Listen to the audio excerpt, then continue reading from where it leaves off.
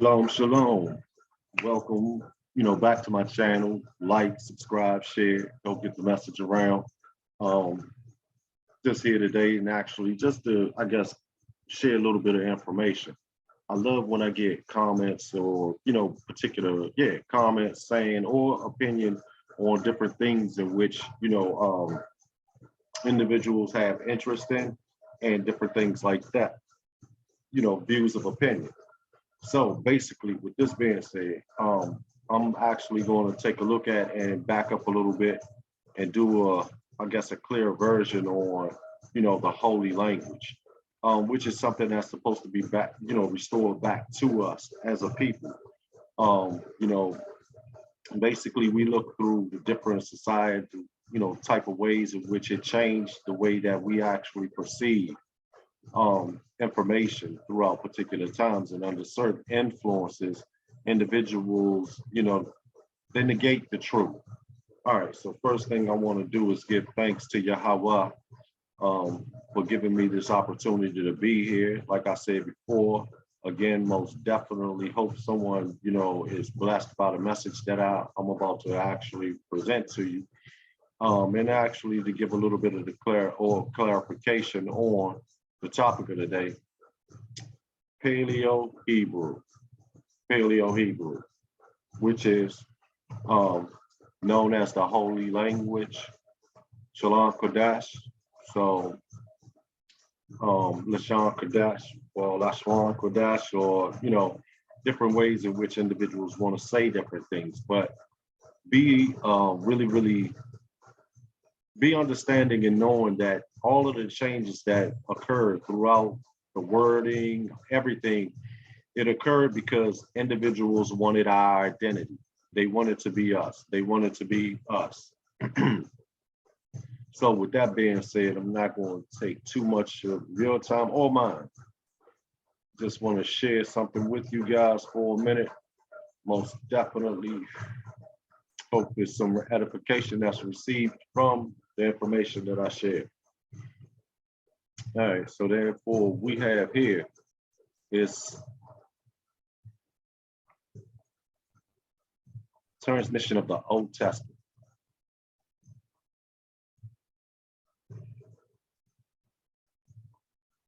Shalom. Oh, most definitely to Da Rabbah Yahweh, Bahashem, Hamashiach, Yahweh Shah, Uvain, Barakata, Ruach HaKodesh, Etlo Yakalat Latir. Most definitely. But anyway, now going through here, we look, and this is from a particular site, so as it loads up, for Hebrews, and then you can actually see what if you have to pause it or whatever, or just to get it, it's a manuscript of the Septuagint, LXX, Hebrew, ancient, earliest writings from biblical scripts, and it's pertaining to the alphabets and such. So through this particular time frame, it's showing that the 4 Hebrew Bible scripts, the Messianic, hieroglyphic, Hebrew script, in this particular time frame, which it was written. Right here, we have the 4 Hebrew Bibles scripts. Hieroglyphic Hebrew, originally phonographic alphabet by Joseph and particular individuals. Then you have Paleo, standardized by Samuel, and then Aramaic, adopted by Ezra in 458 BC. It's going way back. So then we go right here, and you get the breakdown of the hieroglyphic, Messianic hieroglyphic writings. That's basically the start. It's the start of creation. The 10 Commandments came down in hieroglyphics. The 10 Commandments came down from Moses in hieroglyphics. All right, keep that in mind. Paleo Hebrew, it started in 1050 to 458 BC. So basically, Paleo Hebrew is a transition from the hieroglyphics, which Adam and Eve and everybody would have already spoken. Well, Adam and Eve would have spoken up into the Messiah's time. But anyway, we'll get to that. Then you have the Aramaic Hebrew, 458 BC to 70 AD. Why am I saying 70 AD twice? Because that's when the temple was sacked. That's when us as a people was, in Judah, Benjamin and Levi, along with probably a mixture of others. We were conquered by the Romans and, we lost it. Well, yeah. Well, first, 70 AD, that's the Romans. We just refused the word so many times that we end up in so many captivities and slavery because maybe it's because our lack to grasp an understanding for truth. But anyway, we go up, and during this particular time, Paleo Hebrew and hieroglyphic Hebrew was considered biblical Hebrew. This is biblical Hebrew. It's not Hebrew that's been changed, altered, or anything. They're speaking the same dialect. So then in 70 AD, Aramaic Hebrew was born. And then finally, we get all of these little dots, lines, and more dots that change the vowel system. So Messianic Hebrew, vowel Hebrew. Masoretes or Masoretic Hebrew, vowed Hebrew. They vowed Hebrew, meaning they put those dots, dashes, and all of these funny symbols that changes the way that individuals say. This right here is not biblical. So any institute that's teaching you Hebrew today, it's called Yiddish. It's not Hebrew. It's a German mixture of Hebrew. So if you're telling me that a German mixture of Hebrew is actually biblical Hebrew, I think something is wrong with your timeline. But let's go on, because I'm not, like I said before, I don't want to waste too much of your time. And instead, during the time of Abraham, Hebrew was a spoken language. So during the time of Abraham, Hebrew was a spoken language with no written script of any kind or alphabet.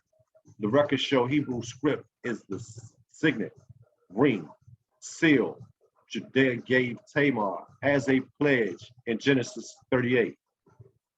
So basically, this is going through, like I said, the particular timeline of when individuals did speak the different versions. I'll say it like that, the different versions. So we have the hieroglyphic, Paleo.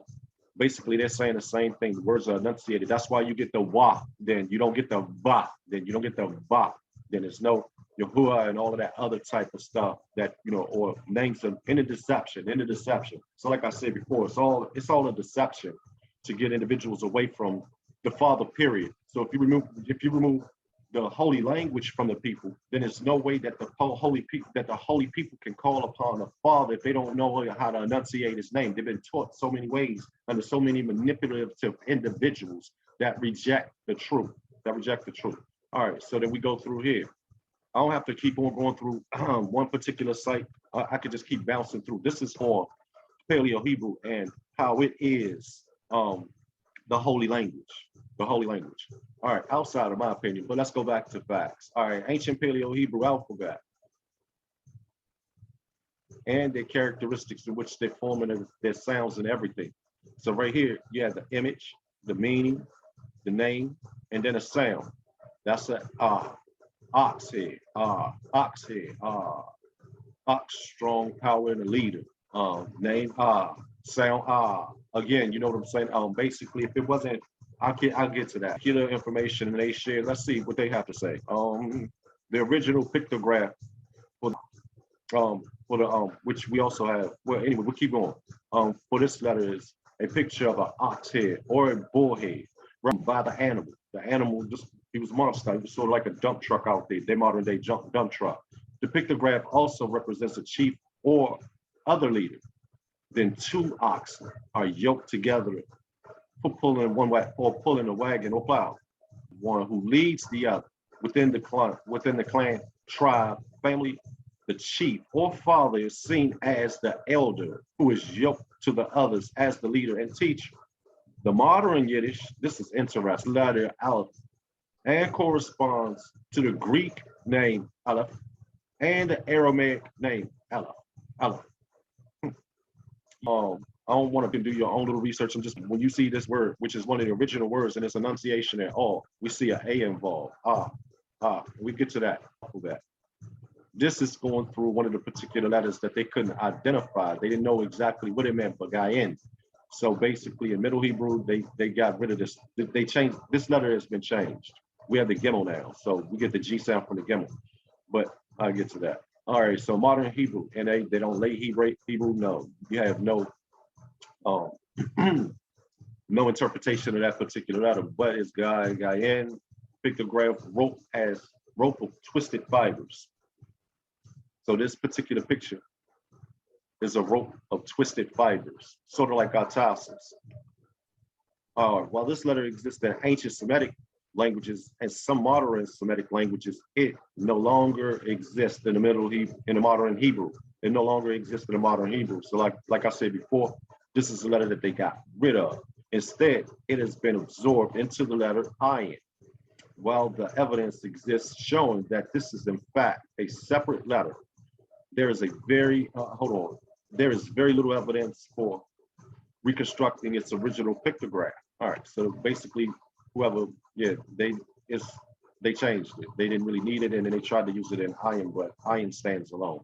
All right, the Paleo Hebrew script, also Paleo Hebrew, Proto Hebrew, or Old Hebrew, which is biblical Hebrew. That's biblical. That's the holy language. That's the first one. Anyway, all right. So let me go on and stop speaking about biblical Hebrew, even though that's what Paleo Hebrew is. It's the holy language. But we can get to that. Paleo Hebrew, Prototype Hebrew, or Older Hebrew is the writing system found in Canaanite inscriptions from the region of biblical Israel, Yasharada and Yahwadah, or Judah, Yahwadah, Judah. The ancient way that you say Judah. Mata Yahwadah is the tribe of Judah. Listen how I'm saying that. Mata Yahwadah, tribe of Judah. All right. Let's look at some interesting. Did the Jews write in Paleo Hebrew? Let's see. I recently read about some ancient writings that were in script called Proto-Hebrew, which the Jews supposedly used to write in before the current Hebrew scripts. So if the Jews wrote in current Hebrew scripts in the 5 books of Moses and Leviticus, well, anyway, isn't that biblical Hebrew, true, pure? You want to strip everything from the Father, right, Dana? That's not going to happen.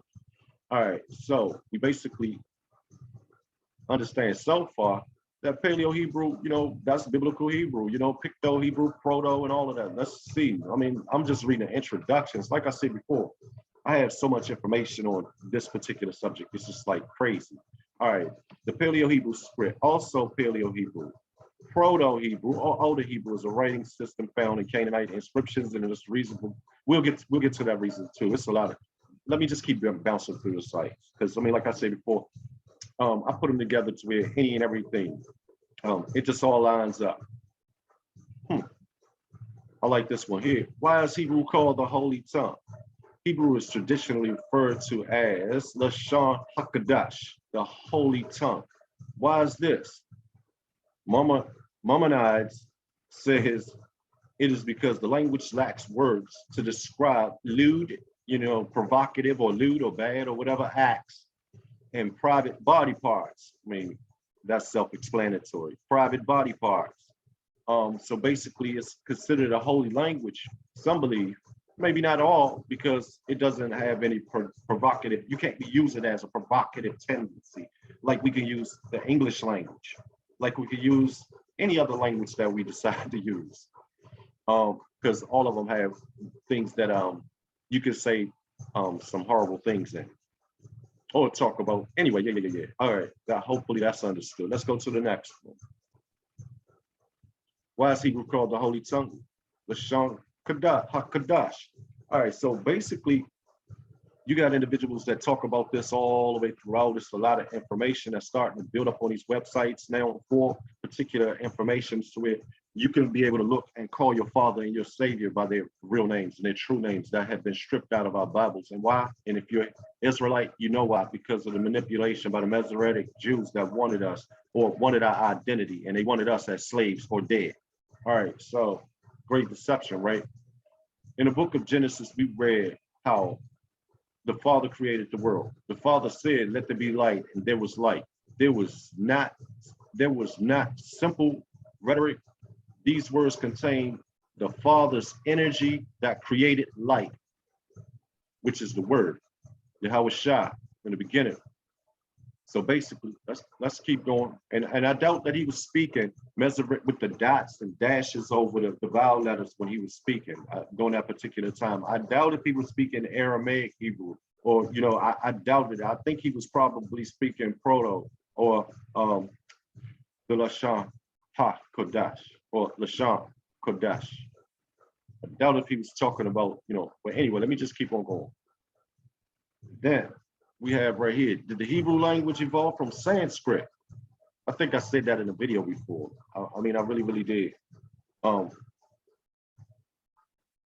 that's what I mean by, I did other videos in order that pointed it out. So I didn't figure that I would have to do something like this, but it appeared that I did. All right, so, well, anyway.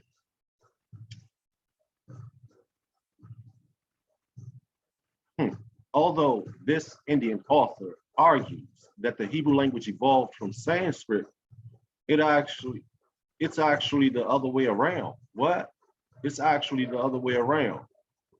He nevertheless reveals the connection between Hebrew and Sanskrit. Hebrew and Sanskrit. So, all right, a fact which is routinely denied by brainwashed academies. Abba, Gahawa, Zat, biblical Hebrew. Our academies are not teaching biblical Hebrew. They're teaching Yiddish, a German form of Hebrew. All right. Let's go look to another one. What are some words that are common to Hebrew and Sanskrit? Let's look at that one. I mean, is there any evidence? Indeed, Shakula has concentrated on providing a large list of words which are common to Hebrew and Sanskrit. Thus, he provides the following examples. The words Shiva means heaven, or paradise in Sanskrit, or Sava. Yeah, it's more not relevant at the time. While Paleo Hebrew continued to be used by the Judean into the 1st century AD on a limited basis, it was the Aramaic square script that was predominantly used to write Hebrew, and this is the script used in most scrolls found in the Dead Sea caves or covers, protection from the element.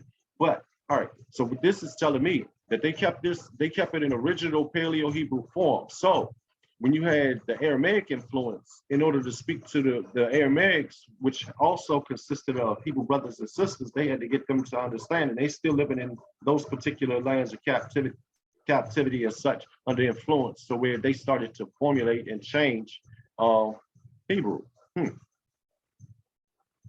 So we're seeing a progression. Renaissance and oh yeah, I had this site up before my other ones. Inscriptions on the Great Pyramids. And why are inscriptions on the Great Pyramids? Because we had something to do. We're not from Egypt. We're not Egyptians and stuff like that. Or not all of us, but most definitely we were the individuals that was there. That was we went down there for shelter and trying to survive a famine. Found shelter, and a family member chilled out there for like 200 or something years. Then, you know, the next thing you know, our family member passes away. Then, you know, the Pharaoh and them, they feared that we was going to become a stronger nation in their country in their country than than they were. So therefore, they implemented different strategies to put us in bondage and then try to rely on them and for work, for shelter, for food, sort of like we doing here in the United States. But anyway, all right, so this particular guy, like I said before, basically this is a particular author that did a particular tie to studied it. It's a professor, it's somebody that's coming from an academic writings, the Paleo Hebrew, the Proto Hebrew, and the Sanskrit, the writings, well, basically they're enunciated the same.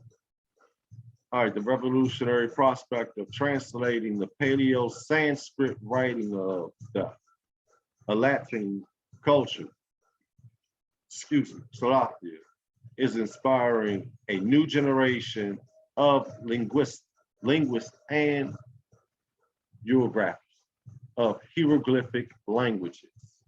So basically, they're doing this in order to have standings of.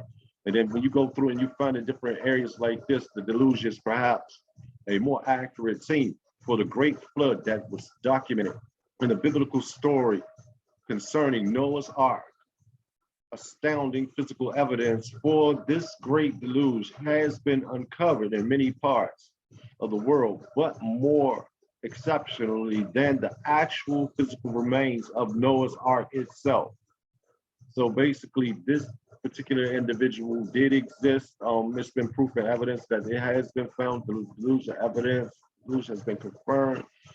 And like I said before, he goes through the different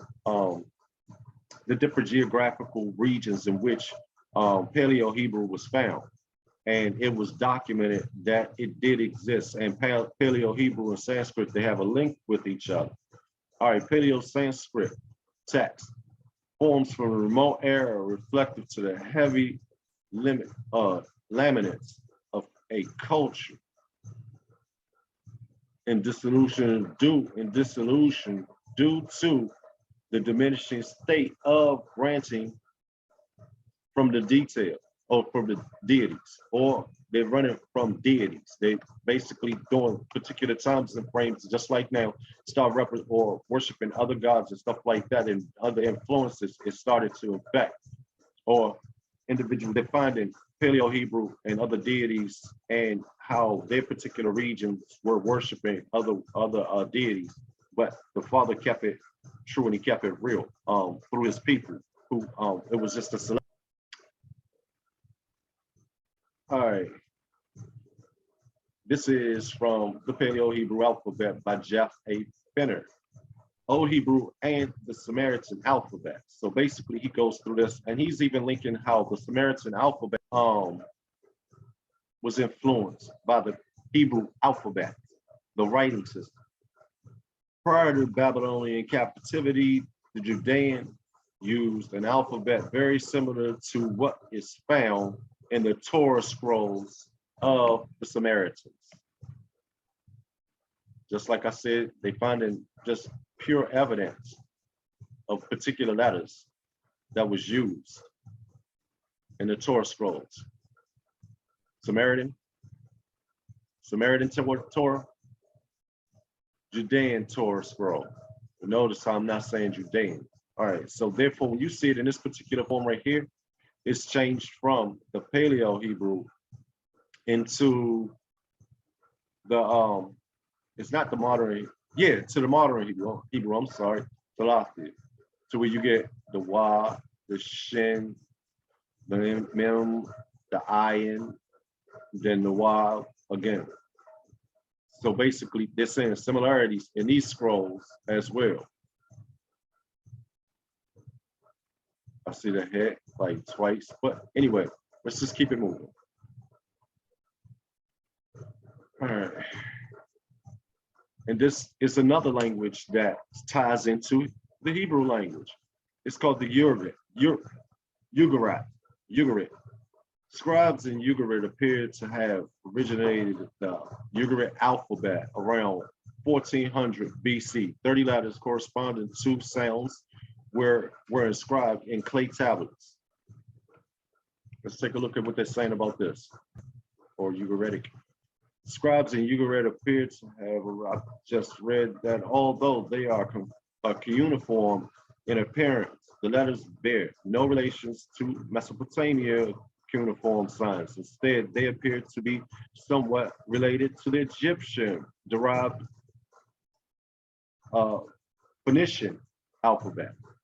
Okay, so with that being said, keep that in mind with the Egyptians. So it's a certain tie with that, right? Keep that in mind with the Egyptians. Keep that in mind. Let's see what else they say. What is the meaning of letters?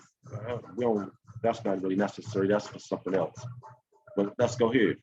And it goes more into the Ugaritic writing system.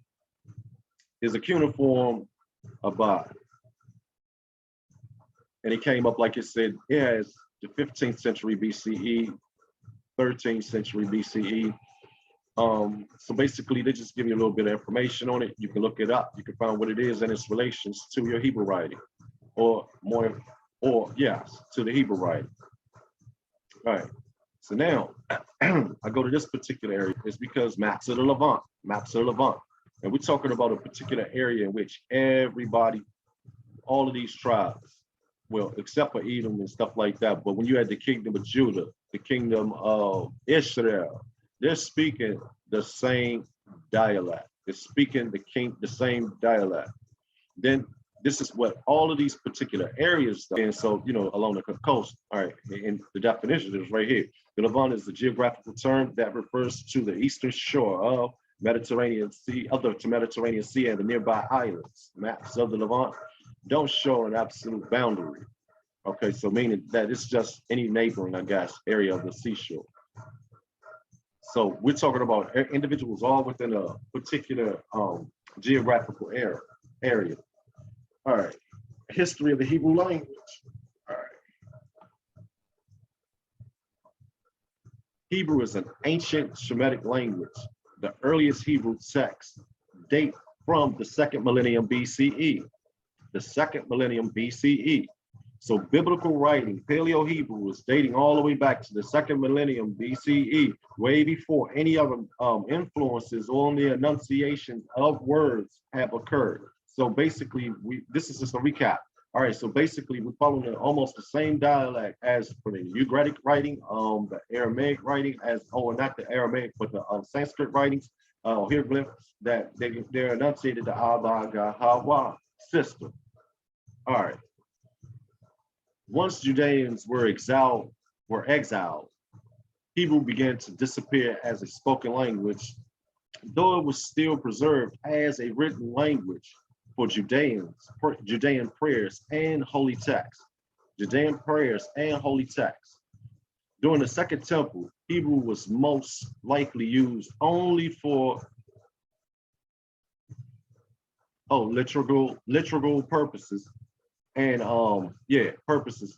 Parts of the Hebrew Bible are written in Hebrew as in the Lashon, which is Judea or of Judea, written record of the Torah. Since Hebrew was primarily used for scattered with sacred texts, period, it reveals as a spoken language. It is often called Lashon HaKodesh. Lashon HaKodesh. Wow, brings us back to that mocked word. Hold on. Since Hebrew was primarily used for sacred texts prior to the revival as a spoken language, prior to its revival as a spoken language, it was often called Lashon HaKodesh. HaKodesh. All right, so which means the holy language in Hebrew. Some believe that Hebrew was the language of the angels, while the ancient rabbis maintained that Hebrew was the language originally spoken by Adam and Eve. So the rabbis, which we are not supposed to call rabbis, because there's something else. They're the ones that invented Yiddish. The Yiddish Hebrew that's spoken today in our universities that'll probably laugh at the holy tongue because they're nothing of holy. So they spoke that in the Garden of Eden. The Garden of Eden, right? I was saying it correctly, spoken by Adam and Eve in the Garden of Eden. Judean folklore, okay, they're gonna call it folklore, says that all of humanity spoke Hebrew until the Tower of Babel. In the entire place of the Levant, originally spoke by Adam and Eve in the Garden of Eden up until the Tower of Babel.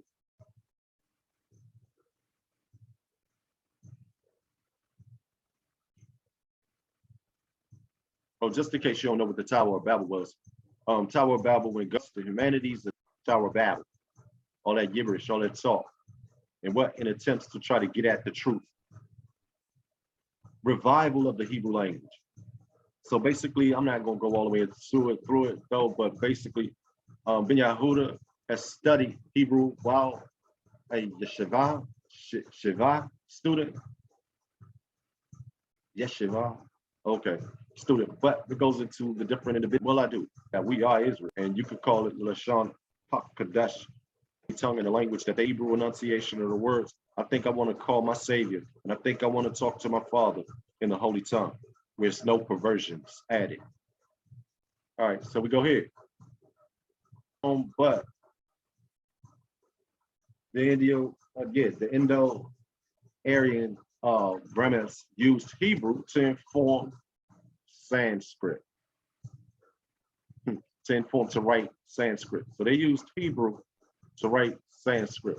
Although this Indian author argues that the Hebrew language evolved from Sanskrit, it is how I read that part. He's just going through, like I said before, I don't tend to keep you here for long. But it's different words and everything. Again, proof that biblical Hebrew, when you started creating individuals that wanted to steal an identity and to enslave a people, destroy those people, take those people's land there and their God away from them, and then take their identity and then put themselves in place of them people that's of another race, speaking a Shemitic language and claiming a Shemitic identity. That makes sense to you, okay? And I'm gonna learn to talk to my Father in their language. I'm gonna learn to talk to my Father in their language.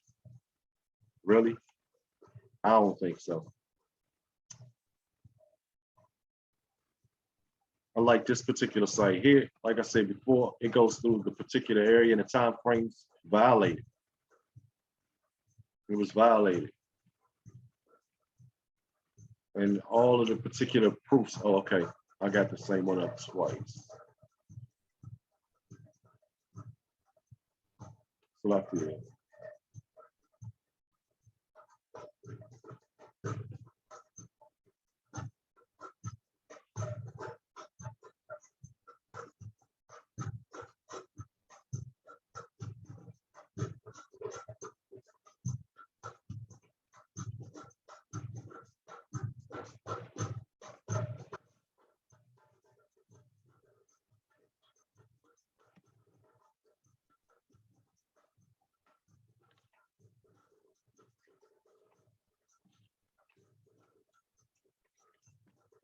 So right here, this is going into the world's first Moses inscriptions, which is actually written in the holy tongue, the holy language, the holy writings, spoken that way and written that way. Hebrew is the world's oldest alphabet. Hebrew is the mother alphabet of all other languages. English, Phoenician, and Arabic are derived directly from Hebrew. Between 1859 and 1842 BC, Joseph, Ephraim, and Manasseh invented the world's first alphabet shortly after they moved to Iris, also known as Teledat.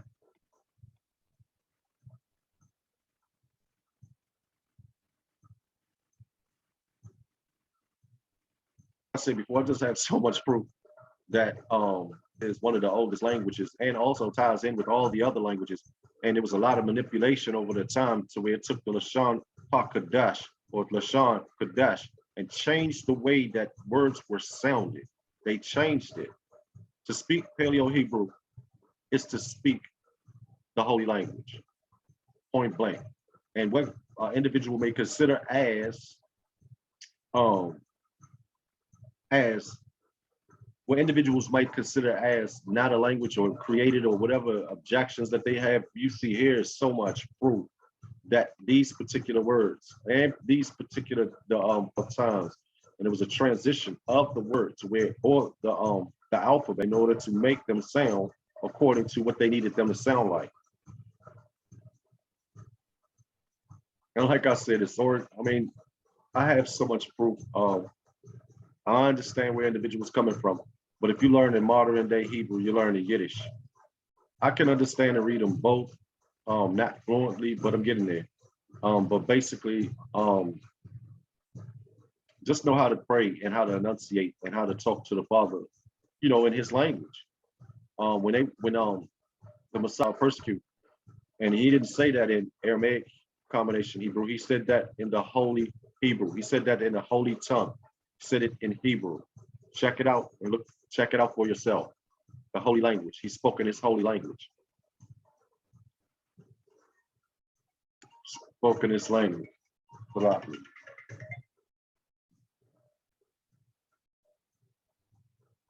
right, so with that being said, let's take a look at one more. I'll do one more thing. I'll check out one more thing. What was the Paleo Hebrew script used instead of the hieroglyphic scripts? Just some general questions, I guess, by people. Let's see what they say. Individual alphabet letters became standardized under the new Paleo Hebrew script around the time of King David.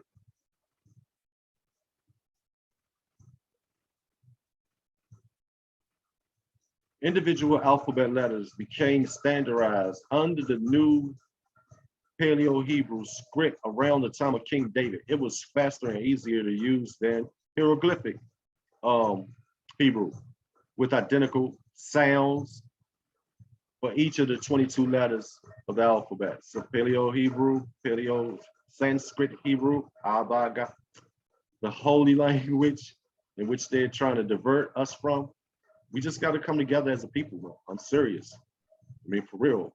Understand, take care of your home again. I mean, I don't want to have, I'm not going to do that because I don't want to take my headband off, but, you know, prophesy and teach, but I'm just saying, well, teach the word, but I'm just teaching right here.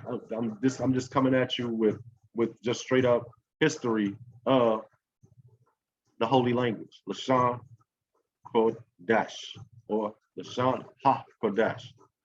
The Paleo Hebrew Leviticus scrolls was one of the last of these discoveries, discovered in a cave in January of 1956 by local Bedonis or Bedones of the same. I don't want to butcher anybody's name, but where have been stashed along with other manuscripts and, you know, with the Qumran scrolls. So let's look at another one. What is the difference between Aramaic and Hebrew? Let's see. Beginning from the 5th century BC, onward, the Aramaic language, which is after, but anyway, the Aramaic language and script became an official means of communication. Paleo Hebrew was still used by scribes and others. The Paleo Hebrew script was retained for some time as an archiving or conservative mode of writing. So it still was around, and it was easier than writing than using the Aramaic writings.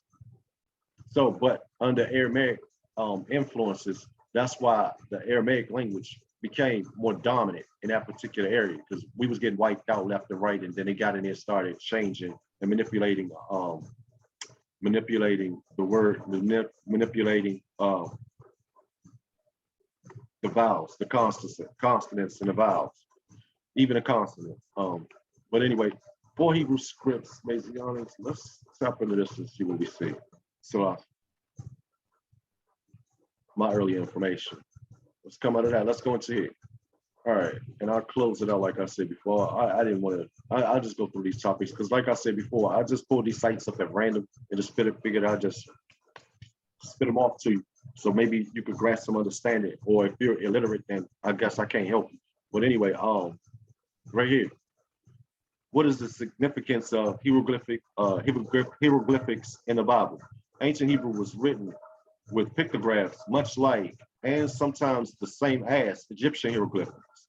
Interesting. It was written just like Egyptian. Okay, the hieroglyphics now. And hero means sacred or holy. Hieroglyph, sacred or holy. In this, add my new few posts, I am going to look at the 3 letters. Okay, this is somebody just, you know, talking about their particular article or blog post. All right, so, and this is from 4 Hebrew scripts. Okay, well, let's see what this one says right here. Individual alphabet letters became standardized under the new Paleo Hebrew script around the time of King David. I read that. Okay, yeah, that was the time of King David. After years of intense study, Dr. Douglas Petrovic has gathered significant evidence to claim that the ancient Israelites took Egyptian hieroglyphs and transformed it into a writing system of 22 alphabetic letters, which corresponds to the widely recognized Hebrew alphabet used today. Okay, so that, to me, that seemed like it's making sense. It's all right. So now you have the Hebrew alphabet. That they believe that they took Egyptian hieroglyphs and picked 22 of the Hebrew alphabets, and then they took these consonants or alphabets, and they used those in the hieroglyphics, the writings, the original, the Lashon HaKodesh or the Lashon HaKodesh, and they made the holy language out of 22 letters that you couldn't pervert. And throughout time, they changed by adding dots, dashes, and all the other vowel manipulating signs or symbols. And now the Hebrews, for some reason, have this, but wouldn't that correspond to the time frame in which, well, I'm not even going to go there. Only thing that I'm going to go here is with this right here. And with that being said, understand where they got that from. Why did they do? How did they pick 22 Egyptian pictographs and then made Proto-Hebrew a language that's a holy language that transpired to become all of our languages today? All right. Hieroglyphic Hebrew was the autograph script that Moses used to write the original book of the law that was placed on the side of the Ark of the Covenant.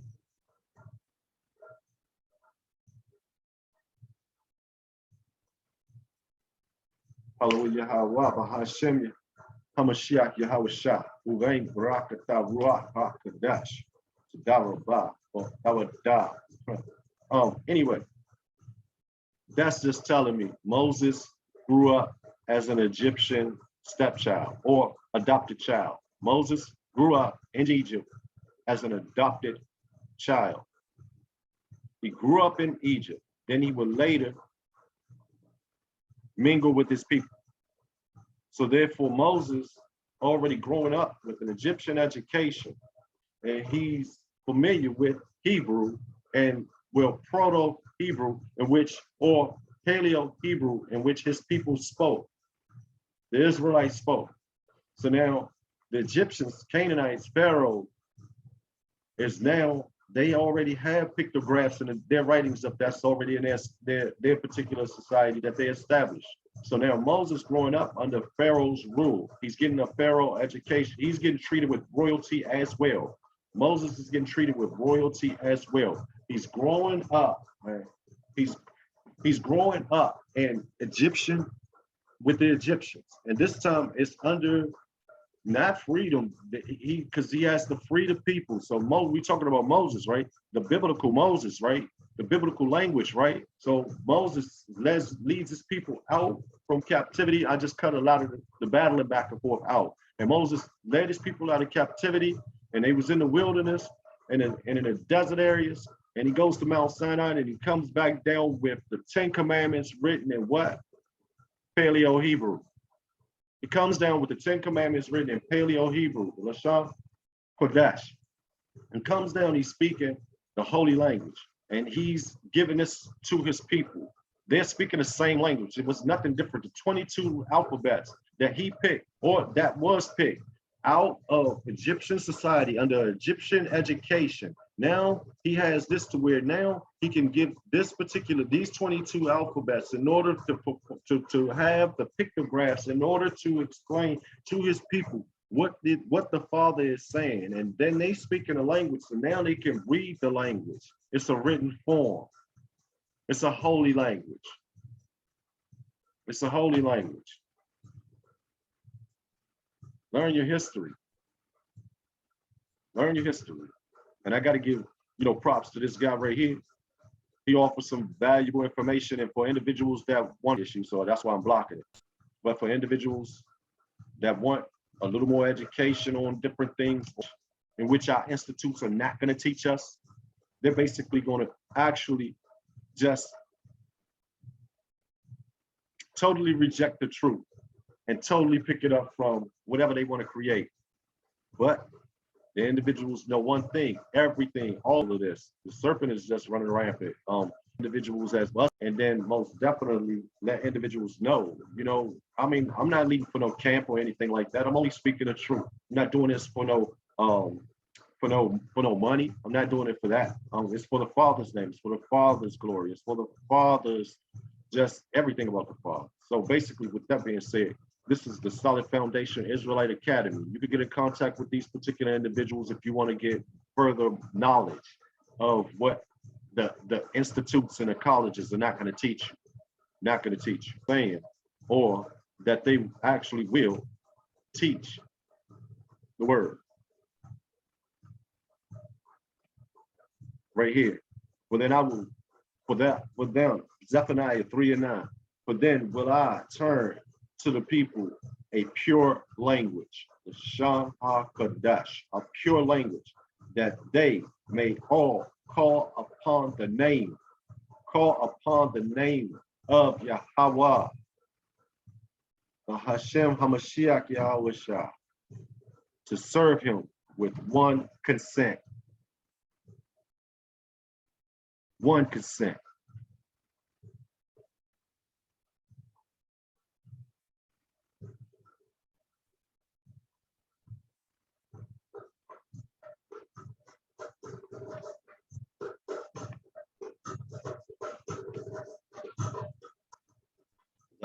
Zephaniah 3:9. For then I will return to the people a pure language, Lashon HaKodesh, that they may all call upon the name of Yahweh to serve him with one echad consent. Echad consent.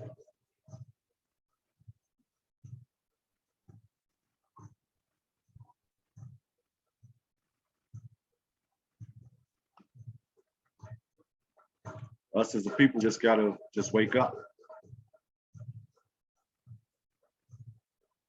We're in the last stages in which we just need to come together as a people.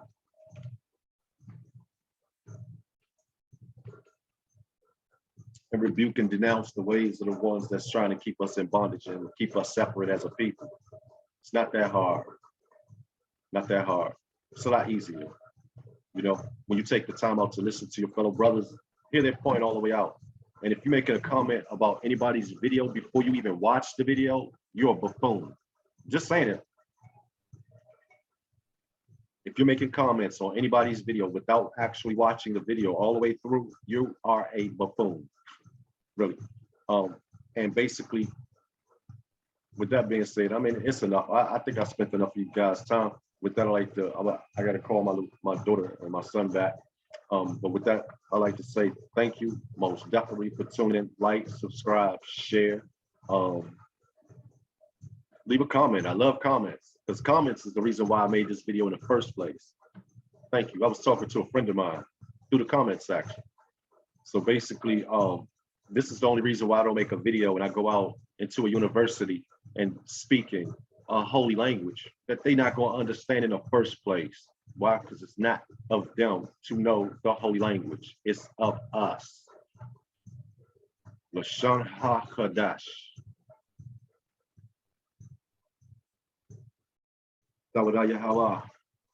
Most definitely. I hope everyone stays blessed. Enjoy the rest of your evening. And with that, I think I'm gonna go ahead and just close out now. Hopefully I brought someone some understanding. No offense to anybody at all. And most definitely, leave me a comment if you have any questions. Some people you could call, some people you could text. It doesn't matter. And if I'm wrong in any way, then when you make a comment, please present your truth or your facts. So that way, instead of your opinion, someone could actually do some research and see what you're talking about. I welcome them all. I want us to become one. I want us to all agree. So that way we could all call upon his name in one consent. Zephaniah 3:9. And with that, I like to say, shalom. Peace. Love you, brothers and sisters. Stay blessed.